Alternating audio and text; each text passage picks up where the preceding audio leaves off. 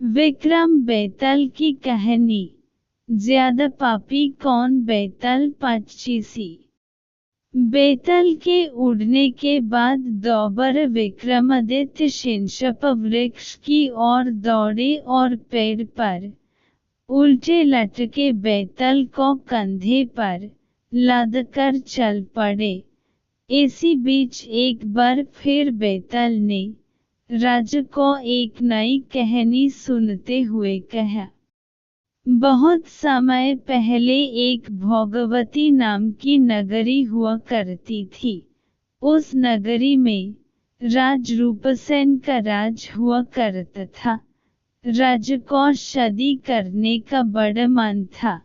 एक दिन राजा ने अपने चिंतामणि नाम के तोते से पूछा, बताओ मेरी शादी किसके साथ होगी? तोते ने कहा, मगध की राजकुमारी चंद्रवती से। राजा ने तोते की बात सुनने के बाद एक ज्योतिषी को बुलाकर यही सवाल पूछा। ज्योतिषी ने भी राजा को वही उत्तर दिया जो तोते ने दिया था। मगध की राजकुमारी को भी अपने होने वाले वर के बारे में जानने का बड़ा मन था। राजकुमारी ने अपनी मैना मंजरी से पूछा, अरे यह बताओ मेरा विवाह किसके साथ होगा? मैना ने भी राजकुमारी को राजा रूपसेन से शादी होने की बात बताई। इतना सुनने के बाद दोनों नगर की तरफ से शादी का न्योता एक दूसरे को भेज गया, जो स्वीकार हो गया। इस तरह राजा रूपसेन और राजकुमारी की शादी हो गई। शादी होने के बाद रानी अपने साथ मैना को भी लेकर आई। राजा ने अपने तोते से मंजरी मैना की शादी करवा दी और दोनों को एक ही पिंजरे में रख दिया। एक दिन किसी बात को लेकर मैना और तोते के बीच में बहुत बहस होने लगी। मैना गुस्से में कहने लगी, पुरुष पापी, धोखेबाज और अधर्मी होते हैं। फिर गुस्साए तोते ने कहा, स्त्री लालची, झूठी और हत्यारी होती है। दोनों के बीच का झगड़ा इतना बढ़ गया कि यह बात राजा तक पहुंच गई। राजा ने दोनों से पूछा, क्या हुआ? तुम दोनों क्यों लड़ रहे हो? मैना ने झट से कह दिया कि महाराज, आदमी बहुत बुरे होते हैं, और फिर सीधे कहानी सुनने लग गई। सालों पहले इलाहापुर नगरी में महधन नाम का सेठ रहता था। उस सेठ के घर शादी के कई सालों बाद एक लड़का पैदा हुआ। महधन सेठ ने उसका बड़े ही अच्छे से पालन पोषण किया। अच्छे संस्कार मिलने के बाद भी सेठ का बेटा बड़ा होकर जुआ खेलने लगा। जुए की लत में वो सारा पैसा जुआ खेलते हुए हार गया। इसी बीच सेठ की मौत हो गई। जुए की लत की वजह से न तो लड़के के पास पैसे बचे और न पैसे कमाने वाला बाप। तो लड़का अपना नगर छोड़कर चंद्रपुरी नगर पहुंच गया। नए नगर पहुंचकर लड़के की मुलाकात कर्ज देने वाले साहूकार हेमगुप्त से हुई। लड़के ने अपने पिता के बारे में साहूकार को बताया और एक झूठी कहानी उसको सुनने लगा। उसने कहा कि वह जहाज लेकर बहुत बड़ा सौदा करके लौट रहा था। उसी समय समुद्र में इतना तेज तूफान आया कि उसका जहाज वहीं डूब गया और वो बच-बचकर यहाँ पहुँचे है। इतना सुनते ही साहूकार ने उसे अपने घर में रहने की इजाजत दे दी। इसी बीच हेमगुप्त साहूकार को ख्याल आया कि सेठ का यह लड़का मेरी बेटी के लिए अच्छा वर साबित हो सकता है। तुरंत साहूकार ने अपनी बेटी की शादी सेठ के बेटे से करवा दी। शादी के कुछ दिन तक अपने दामाद का काफी सत्कार करने के बाद साहूकार ने अपनी बेटी को खूब सारा धन देकर विदा कर दिया। दोनों के साथ साहूकार ने एक दासी को भी भेजा।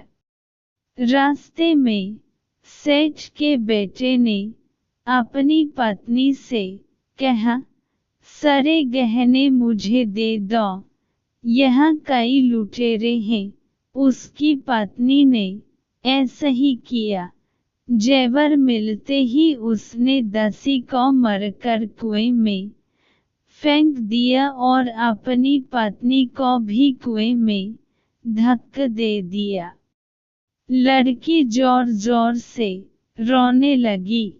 उसकी रोने की आवाज सुनकर एक राहगीर ने महिला को कुएं से निकाला। कुएं से निकलते ही वो अपने पिता के पास चली गई। उसने अपने साहूकार पिता को सच्चाई नहीं बताई।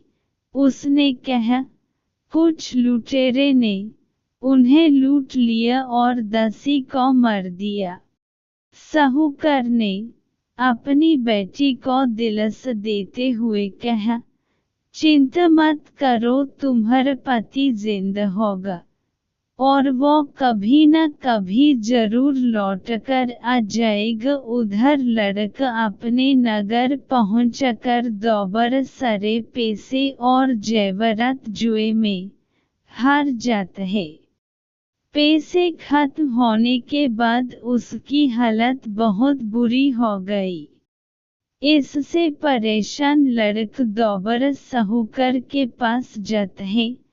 वहां पहुंचते ही उसकी मुलाकात पत्नी से होती है।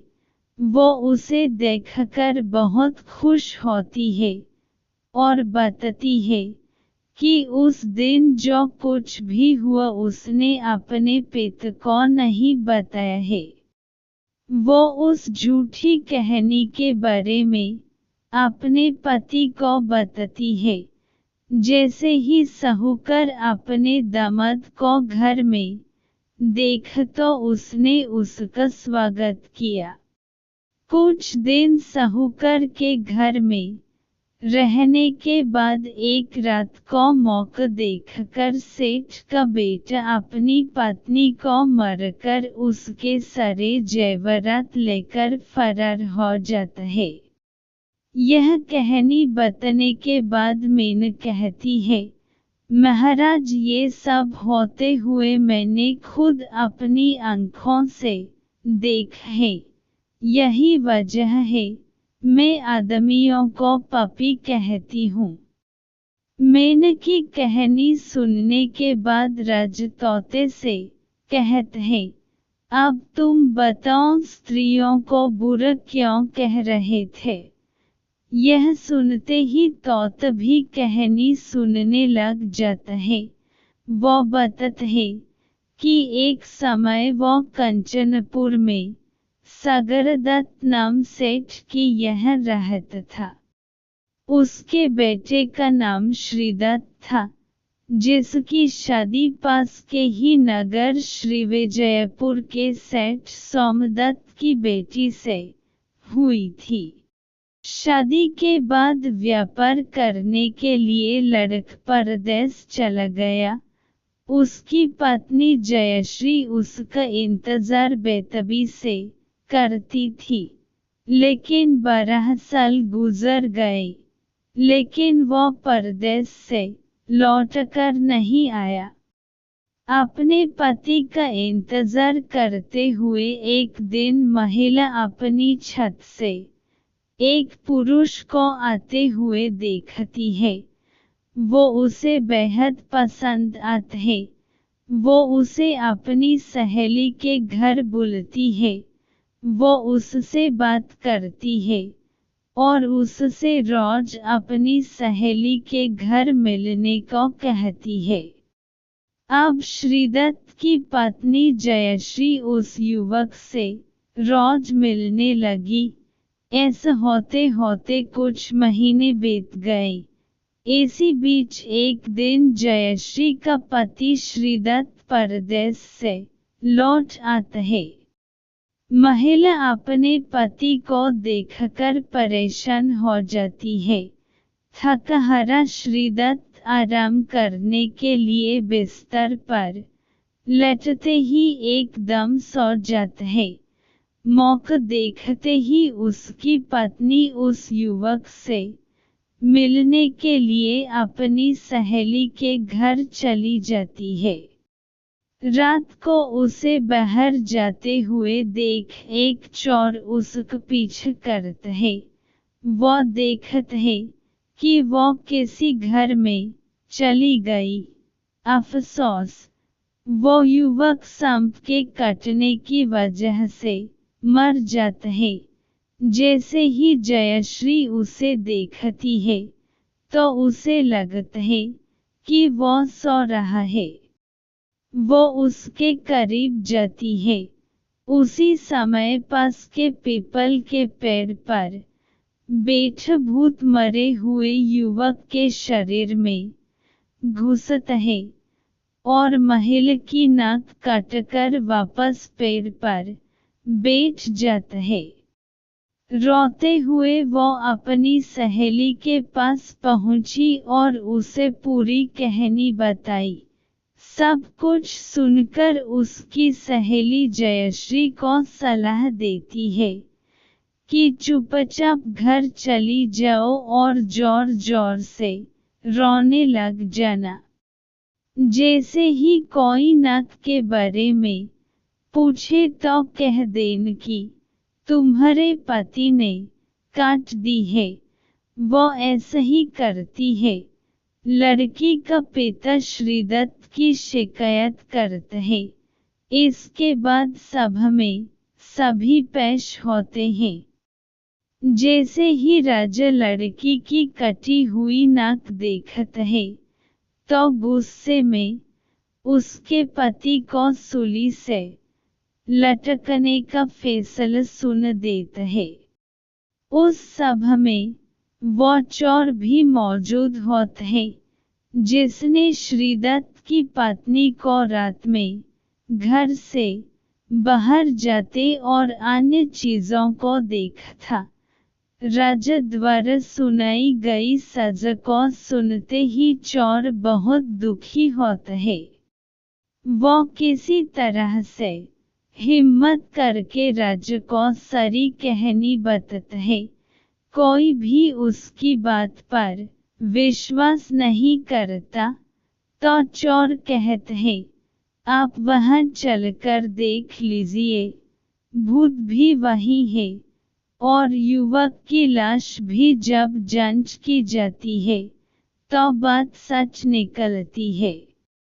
यह बताकर तोता कहता है, राजन महिलाएं इतनी दुष्ट होती हैं। इतना कहकर बैताल राजा विक्रमादित्य से कहते हैं, बताओ महिला और पुरुष में से ज्यादा पापी कौन? राजा कुछ देर सोचकर बताते हैं, महिला ज्यादा पापी है। बैताल कहते हैं, कैसे? राजा ने जवाब में कहा, विवाहित होने के बावजूद महिला की पर पुरुष पर नजर थी और उसने अपने पति को धोखा दिया। कहानी से सीख, इंसान को कभी भी झूठ नहीं बोलना चाहिए। झूठ बोलने का परिणाम हमेशा बुरा ही होता है।